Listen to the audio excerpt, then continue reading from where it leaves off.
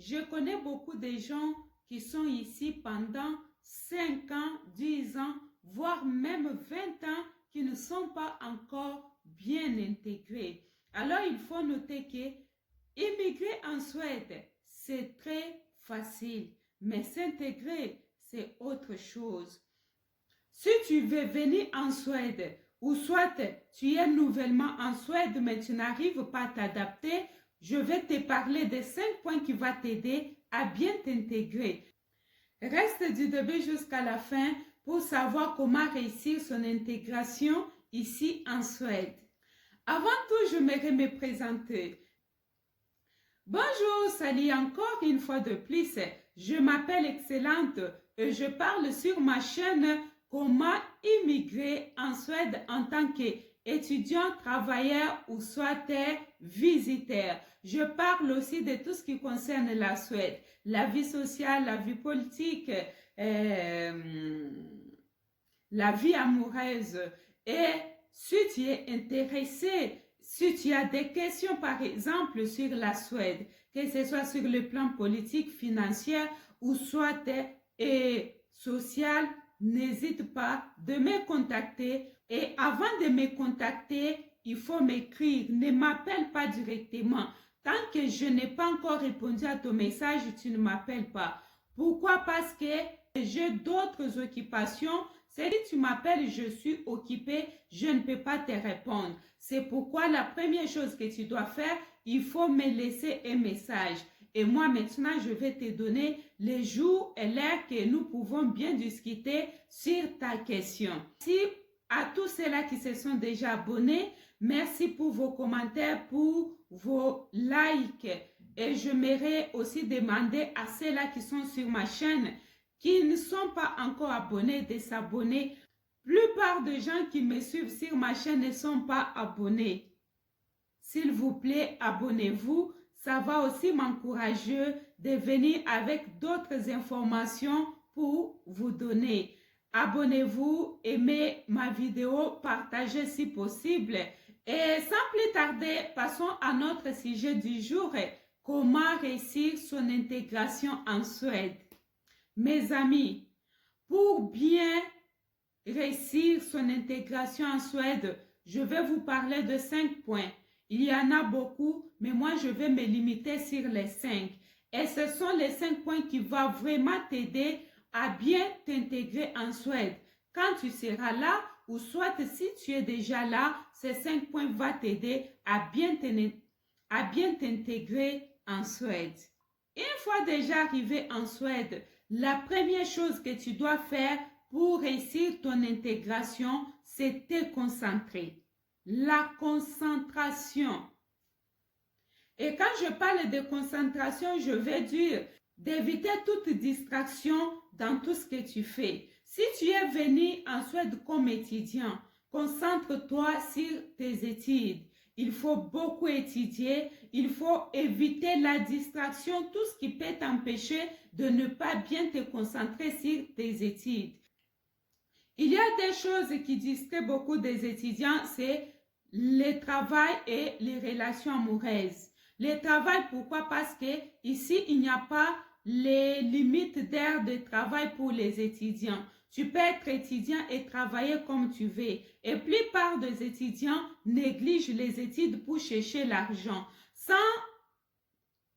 tenir compte que si tu n'as pas de bonnes notes, si tu échoues, tu reprends les cours, il faut savoir que tu peux avoir des complications pour renouveler ton permis d'étudiant. Là, il faut vraiment tirer attention. Tu es étudiant, concentre-toi sur tes études. Le travail viendra avec le temps. Il faut équilibrer les choses. Il ne faut pas beaucoup travailler, négliger les études. Mieux vaut beaucoup étudier et peut travailler parce que ça va t'aider à avoir de bonnes notes. Mais si toi tu te dis que non, parce qu'il n'y a pas de limite d'heure de travail, je dois faire comme je vais, travailler 3-4 travails pour gagner beaucoup d'argent, c'est toi qui commences encore à envoyer l'argent au pays. Au lieu que le pays continue à t'envoyer l'argent, toi tu vas commencer maintenant à envoyer l'argent en tant qu'étudiant, chose que moi je n'encourage pas. Vraiment, quand tu viens ici pour étudier, concentre-toi sur tes études et le travail viendra après. Tu peux combiner, bien sûr, travailler et étudier, mais tu dois plus étudier. Tu dois plus te focaliser sur les études que le travail. Et aussi, un autre point qui déstabilise les étudiants ou soit les gens qui viennent ici en Suède nouvellement, ce sont des relations amoureuses. Parce que tu viens de l'Afrique, tu n'as jamais sorti avec une personne blanche ou une femme blanche. Toi, tu vas maintenant voir que c'est une opportunité pour toi de goûter partout, de fréquenter n'importe quelle femme et puis tu vas te déconcentrer. Plupart des garçons qui viennent ici, plupart des filles qui viennent ici se concentrent plus sur des relations amoureuses. Non, quand tu viens ici, ne te concentre pas sur les filles. Parce qu'une fois te concentré sur les filles ou sur les garçons, tu vas oublier ton objectif. Le temps d'étudier, tu vas penser à la fille ou au garçon. Le temps de te concentrer à revoir tes notes, tu seras là en train de satisfaire la fille ou les garçons en sortant ensemble, aller dans le club, faire tout pour que la personne que tu aimes soit là ou soit pour que la personne que tu aimes sente que tu es là pour elle ou soit disposer le temps pour la personne que tu viens de fréquenter. Et chose grave, plupart des étudiants qui viennent ici ne se concentrent pas sur une seule relation amoureuse, mais ils vont se concentrer sur plusieurs relations amoureuses. Aujourd'hui, il est avec X, demain, il est avec Y. Tellement qu'il y a de cultures mixtes, il y a beaucoup de cultures, il y a beaucoup de personnes, il y a toute race et en Suède. N'importe quelle femme que tu cherches, tu vas la trouver ici. N'importe quel homme, tu vas trouver ici. Et cette facilité-là de tomber amoureuse, cette facilité-là de rencontrer de filles et de garçons, ça empêche de gens à être concentrés et oublier leurs objectifs. Aujourd'hui, moi, je vais te demander, une fois venu en Suède, pour étudier, il faut oublier des relations amoureuses. Il faut oublier de te concentrer trop sur le travail. Bien que ces choses, c'est nécessaire des fois pour notre bien-être mental et physique. Mais perdre son objectif parce qu'on veut se concentrer sur une relation amoureuse, mon frère et ma soeur, vraiment, tu perds ton temps. S'il te plaît, la vie des femmes, la vie des hommes ne finira pas. Concentre-toi d'abord sur tes études et après, maintenant, tu vas chercher une personne qui va t'aider comme un conjoint éternel ou soit un conjoint qui va t'aider à faire la vie conjugale ensemble. Et il faut savoir que beaucoup de gens qui ont échoué leur intégration ici en Suède, c'est toujours à cause de l'amour. Il faut tirer trop attention parce que tu peux tomber amoureux ou amoureuse d'une mauvaise personne et cette personne peut tourner contre toi. Si c'est une fille, peut dire que non, tu l'as violée par exemple. Ou soit tu l'as forcé à faire quelque chose qu'elle n'a pas voulu. Ça peut tourner contre toi. Et ici, quand une fille dit que on m'a violé ou soit on m'a forcé, il faut savoir que c'est grave. Les viols, ce n'est pas comme chez nous que tu vas aller déchirer les habits de quelqu'un. Ici, une fois insister à une femme que je vais sortir avec toi, le fait d'insister, même si enfin elle accepte de faire avec toi, elle peut te porter plainte que tu l'as violée parce que tu avais insisté. Elle ne voulait pas, mais tu as trop insisté. Le fait d'insister là, même si elle-même se donne, c'est déjà une viol. Alors, il faut tirer attention quand tu viens ici. Ce sont de petites choses là que tu dois vraiment connaître pour ton intégration. Et cela n'est pas seulement pour les étudiants, même si tu es venu ici comme travailleur, tu es venu comme... Si tu es venu comme travailleur ou soit avec les regroupements familiales, concentre-toi sur ton travail, concentre-toi sur ta famille. Si tu es venu avec les regroupements familiales. C'est ça notre premier point. La déconcentration, on veut toujours découvrir ces nouveaux pays. On voit des choses qu'on n'a jamais vues. On entre dans des clubs qu'on n'a jamais entrés. On mange les repas qu'on n'a jamais mangés. On fréquente le milieu qu'on n'a jamais fréquenté. Peut-être on regardait ça de loin, mais maintenant là, on est tout près et beaucoup de gens se perdent. Alors quand toi tu vas venir ici, concentre-toi. La vie c'est la concentration. Tu ne peux pas réussir sans une concentration. Même quand tu prépares ton foufou, pour que tu manges un bon foufou, il faut bien te concentrer. Évite tout ce qui peut te distraire. Notre deuxième point, c'est la langue. Mais mes chers amis, en Suède, les clés de la réussite, c'est la langue. Tu peux être intelligent, tu peux être beau, tu peux être élégant, mais si tu n'as pas maîtrisé la langue suédoise, tu ne vas pas réussir ici. Je te dis la vérité. Tu ne vas pas réussir au moins qu'il y ait un miracle. Pour réussir en Suède, c'est la langue, parce que pour avoir un bon travail, il faut parler un bon suédois. Pour étudier, il faut parler un bon suédois. Et je ne parle pas pour les étudiants internationaux. Les étudiants internationaux, vous avez besoin de l'anglais. Mais même si vous parlez l'anglais, même si vous étudiez en anglais, vous aurez besoin de la langue suédoise parce que dans le marché du travail, c'est les Suédois qui règnent. Ce n'est pas ton anglais. Dans tout ce que tu vas faire ici, c'est les Suédois. C'est pourquoi j'insiste.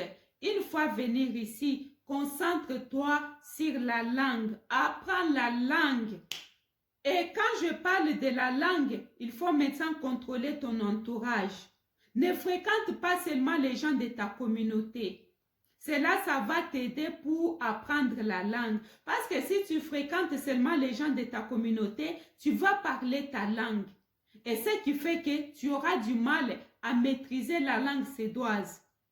Même si tu pars à l'école faire la formation des langues et quand tu retournes à la maison, tu es toujours entouré avec ta communauté, ça va te prendre beaucoup de temps pour maîtriser la langue. Fréquente les Suédois, fréquente même les Noirs mais qui ne parlent pas ta langue. Fréquente d'autres communautés, ça va beaucoup t'aider. Et pour bien maîtriser la langue, il faut aller dans le lieu public tels que les clubs de football, les clubs de sport, il faut aller dans le gym, il faut aller dans les cafés, il faut aller à l'église, il faut aller dans le lieu public, il faut fréquenter les autres. Là où tu vois que les gens sont ensemble, les gens parlent, les gens discutent, il faut toujours aller. Dieu merci, ici en Suède, il y a toujours des lieux où les gens peuvent aller prendre les cafés ensemble. Dans chaque commune, dans chaque coin des quartiers, tu vas toujours trouver un endroit où les gens peuvent aller se rencontrer là-bas pour prendre un verre ensemble. Surtout, c'est les cafés parce que ici, les Suédois aiment prendre les cafés. Ici, il fait très froid. Alors, pour un peu se débarrasser de ce froid, il faut prendre quelque chose de chaud. Et pour les Suédois, c'est les cafés.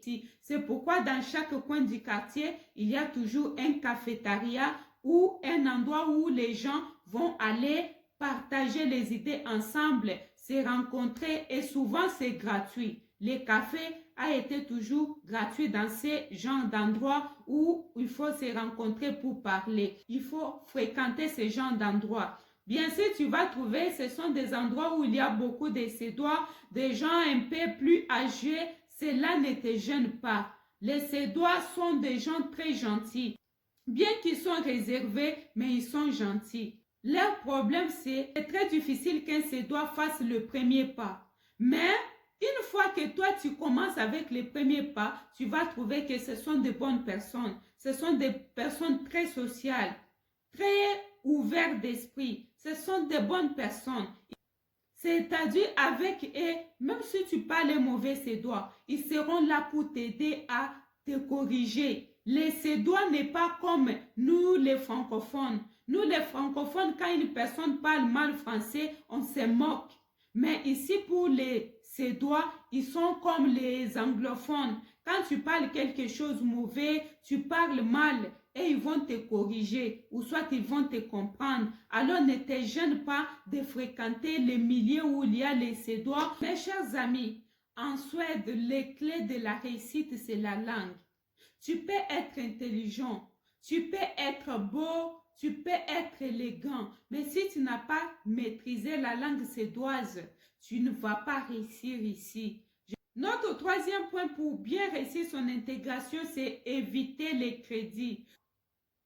Et quand tu reçois des factures, ça peut être la facture de la maison, des courants ou soit des Wi-Fi, n'importe quelle facture qu'on va t'envoyer chez toi, il faut bien payer avant. N'attends pas que non, je vais payer après. La plupart des factures qu'on nous envoie, c'est pour payer les 30, la fin du mois.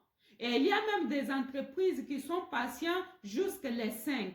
Date limite de payer la facture. Mais je ne vois pas pourquoi une personne qui va recevoir son salaire le 25 ou le 26 et puis payer la facture les 5. Je ne sais pas pourquoi. Parce que ici en Suède, la plupart des factures qui viennent, c'est digital.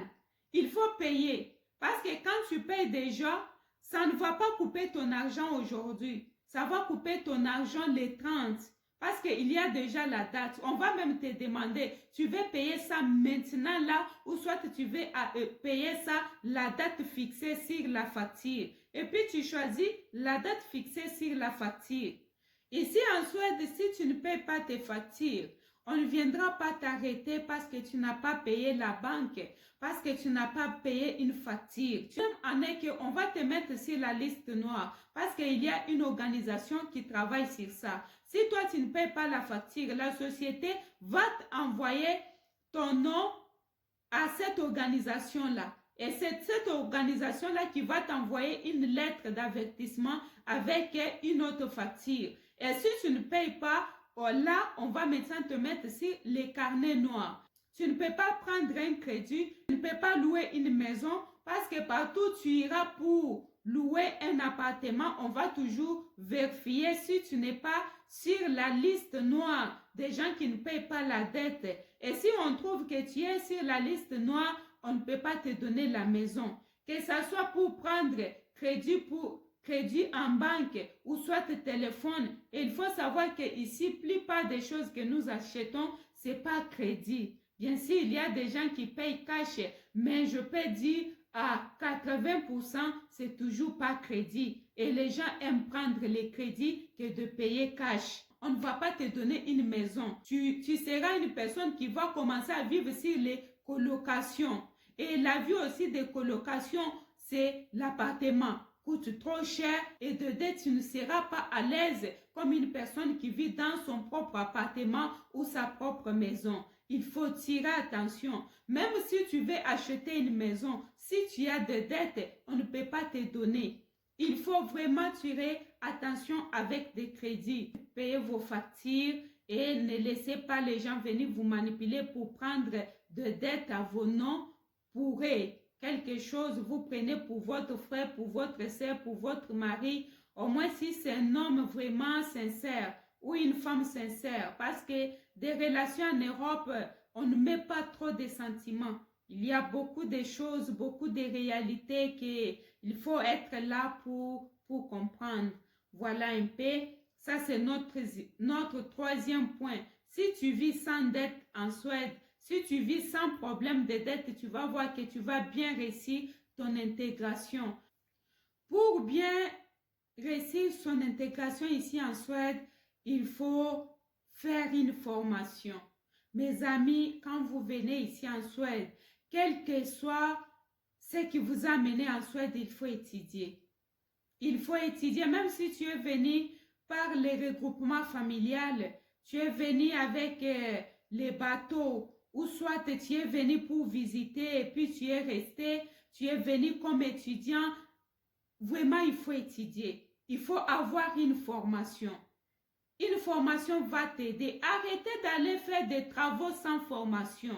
Vous allez vous faire escroquer. On va escroquer vos temps, votre énergie, vos talents. Parce que quand on sait que tu n'as pas fait la formation, pour le travail là que tu fais, ton salaire sera moindre. Et on va te donner beaucoup. C'est toi qui vas travailler beaucoup.